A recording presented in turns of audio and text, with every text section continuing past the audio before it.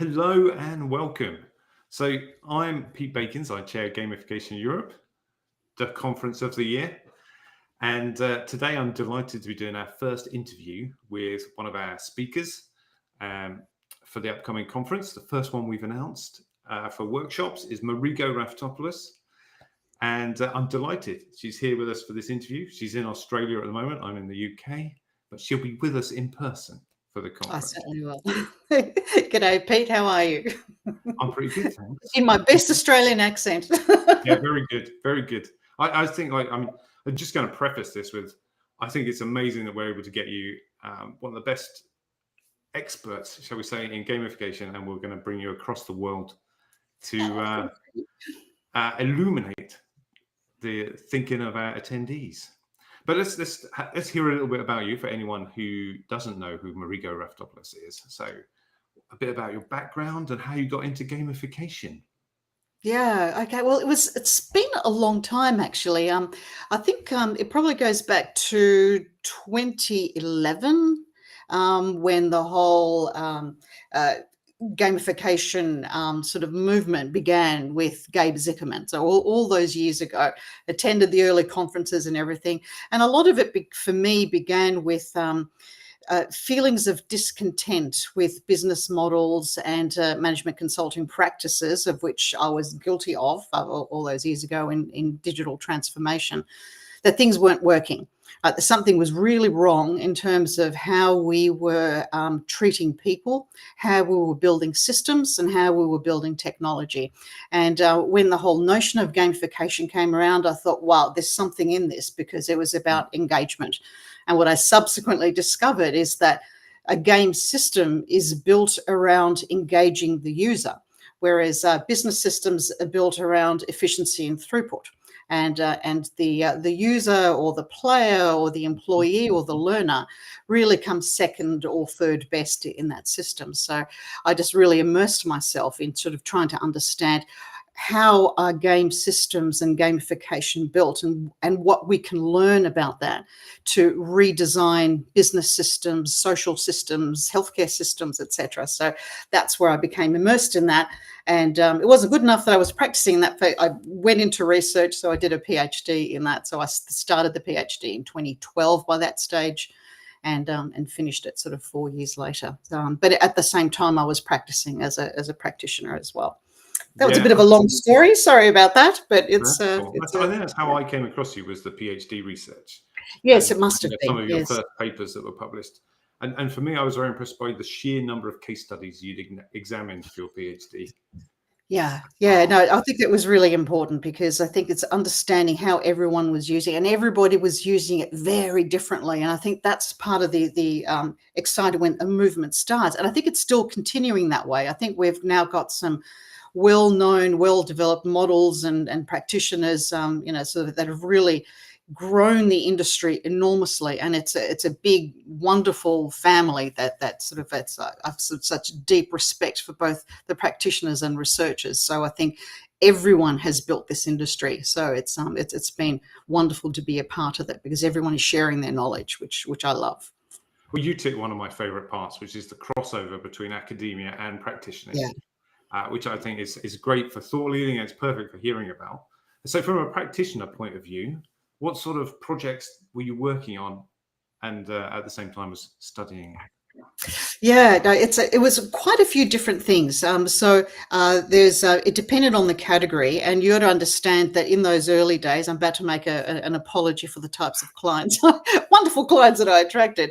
The people that were investing in gamification were the industries that really felt the disengagement of their customers and of their employees. So I did a lot of work in banking and insurance and all those industries, and they've come a long way in terms of redesigning as much as they can their different systems. So a lot of employee engagement systems in the banking sectors, also in management consulting firms. I did some work on internal learner engagement, how to onboard their consultants with learning about their different customers, learning about the different business practices that consulting firm offered, and also a lot of customer-facing services in a lot of banking and insurance organisations as well. So a lot of my early work was in that space.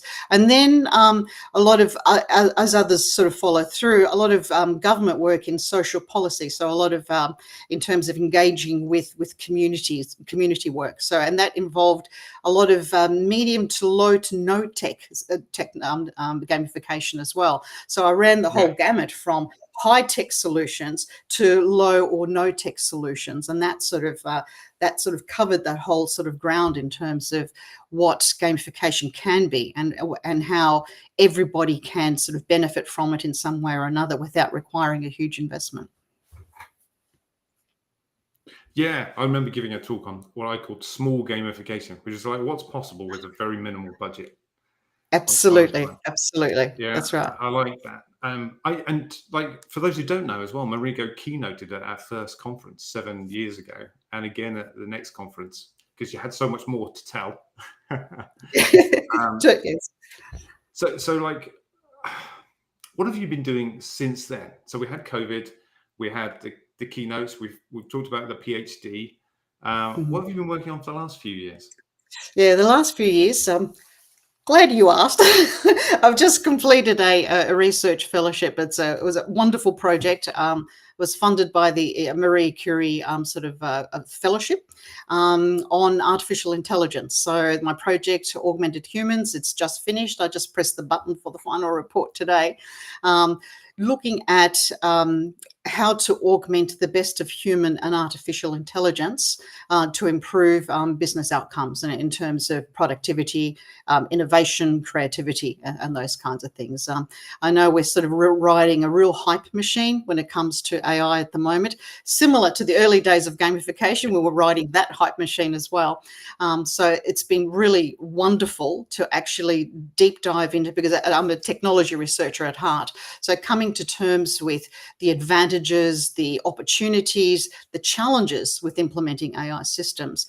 And also the favorite crossover that I've had at the moment as well is how to combine what does it mean for your gamification design? What does your AI strategy need to entail? So, true to form, I developed another little game called Creating Tiny Robots. So, and the benefits of this workshop will be that apart from sort of the traditional gamification design sprint, there'll be a component on designing tiny robots in terms of really getting your AI strategy right for your gamification design. Yeah, it's definitely something that attendees have been asking for this year. So Oh, wonderful, wonderful. where is the I AI got something in for them. gamification? Yeah. So I try and chat to a few who sign up early and see what they're really interested in. And one of the core questions was, what AI is big? Where does it fit within my gamification strategy? I've been asked to add it into my gamification strategy. How do I go about doing that? What are the benefits of it? And so I think what you're saying is you've studied this for 4 years. And we're going to get some of that goodness during your one-day masterclass. Oh, absolutely. And and gamification was always about the data, right? And Michael Wu had been saying that for years. So, he's been working on this in this space sort of for a long time. I mean, AI in games and games AI have been very closely related. And I think what we have sort of seen in the gamification industry is that it was kind of hijacked by the designers, which is fine, but we left the engineers and the data scientists sort of saying, "What about me? What about me?" But now the time has actually come, because any digital system is a statistical engine. All the analytics, all the background work, all the profiling that happens behind the scenes is amazing, and that's part of the whole engine of a gamification design, is that apart from the front facing, the user interface, what it is that the customer, the client, the learner is engaging with, every second there's data being collected and collated. So your gamification strategy becomes really important in terms of what are the implications for AI, which AI is driving it, what are the safeguards, what are the ethical implications of it, and have you got the right technology stack doing the work that you needed to do, or are you losing data? The data opportunities for data collection are being lost because you haven't thought about your AI strategy carefully enough. That kind of stuff. That's very interesting. And would you say, like, because gamification, also often known as human-focused design in terms of its approach, would you say Beautiful. the AI strategies are very much aligned with that? It's a human player-focused approach? Oh, no. Well, I talked about hijack before, but the engineers have hijacked AI. So we're talking about hijacks happening everywhere. But I think a lot of, like, I mean, the whole sort of AI industry has been very engineering focused for the last 60, 70 years. It's only recently that the AI sort of research sector has said, hold on, there are humans in this relationship here too. So the whole notion of human AI interaction, human AI collaboration has been only recent. And the reason it came about is that one of the sort of key findings in the research that's now being surfaced is that the return on investment on AI technologies is nowhere near what the hype is saying that it is. Like, you Yeah. do get some interesting use cases, a lot of them more automation focused, where there's been 100% increase in profitability and cost savings and all the rest of it. But a lot of the time they're on pilots or they're experiments or on sort of, they've been isolated within an organizational system or something like that. So there are a lot of shortcomings and a lot of opportunities, of course, but the whole issue of enablement has become a problem. And that a lot of that stems from a lack of human computer artificial intelligence interaction issues that we sort of haven't really focused on. But luckily, there's a lot of that sort of it's coming through at the moment. So it's all sort of still fairly new and fresh. But we're battling the hype machine. So that's something that we need to sort of be made aware of what is real and what is, maybe not so real. I'm with you. And I think keeping, like, the term you used earlier for your research of augmented humans, keeping that front of mind actually helps us focus it on Yes, the player, on that's the right. Yeah, human that's in right. it. Yeah, So I not think that's augmented good. machines. Yeah. Yeah. So I'm interested, like, obviously, for those who don't know, I've been through one of Marigo's gamification design sprints. I think it's an amazing workshop. You get a lot out of it. She's incredibly well designed.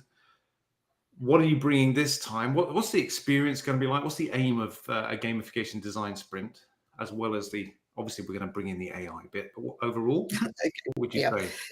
Yeah, so it's bringing in the best of a holistic approach to planning a gamification or a gamified process, service, or whatever it is that you need gamified. So it's a well-researched, tried and tested method.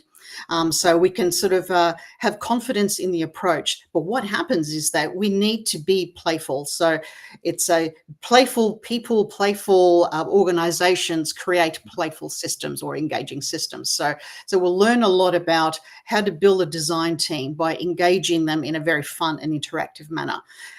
Any system can help you build something or a process, but you need to develop that energy within a group to understand what it means to be playful, what it means to be human, in order to design much more effective, interactive and immersive systems. So it'll be fun. It'll be hands-on.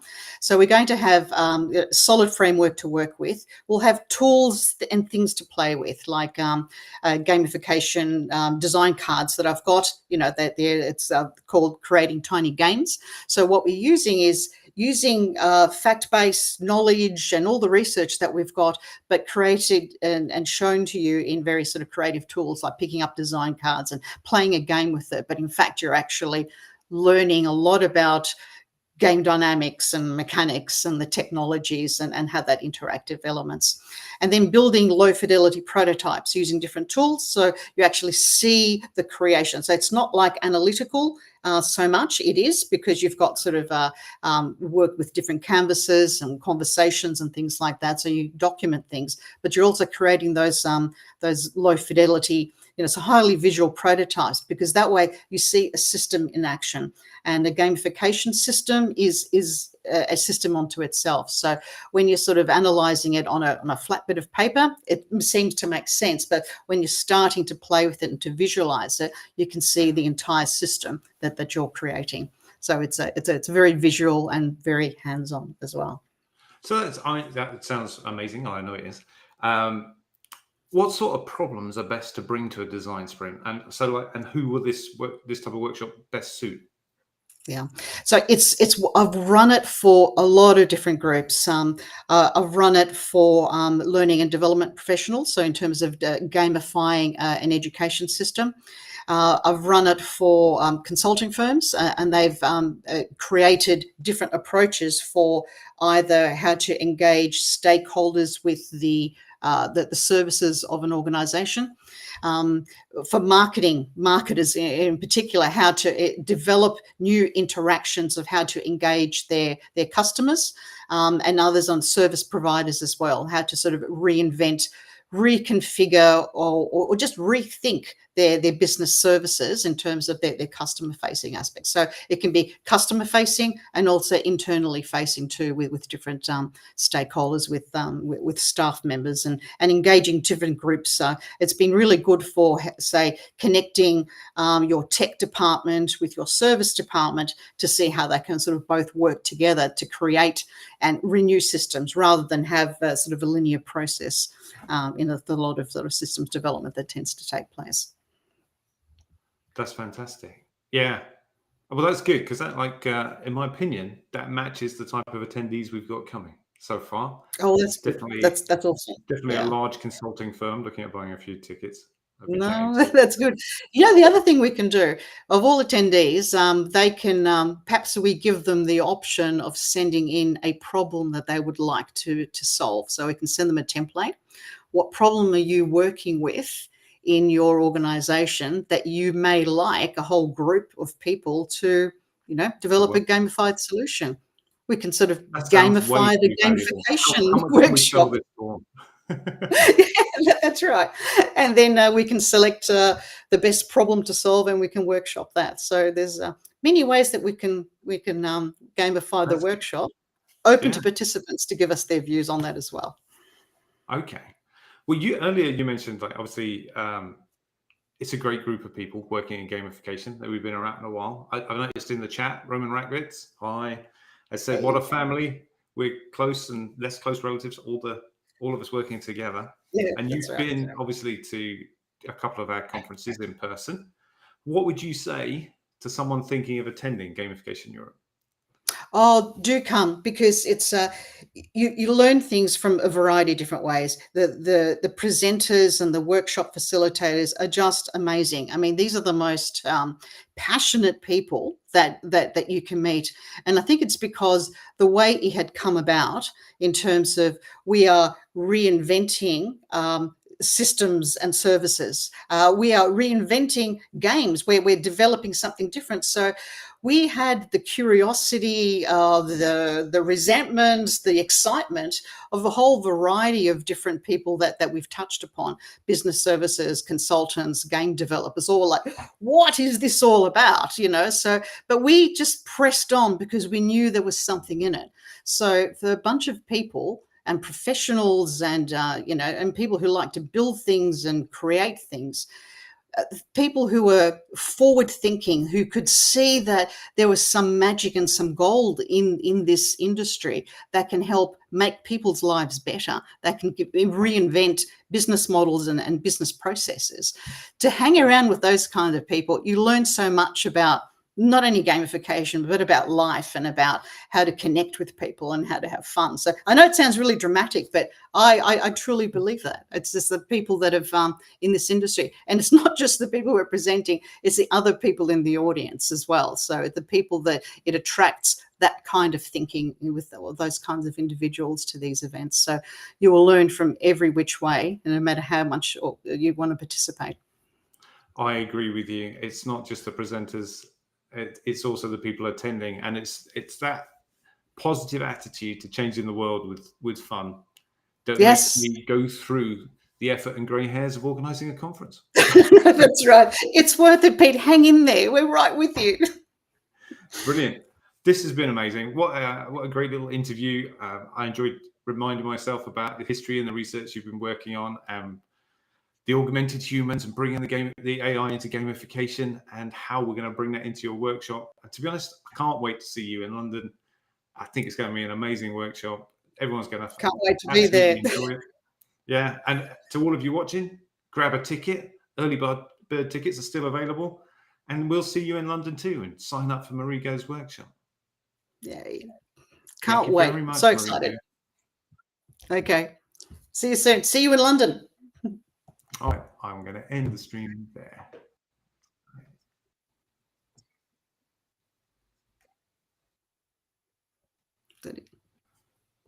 Still live?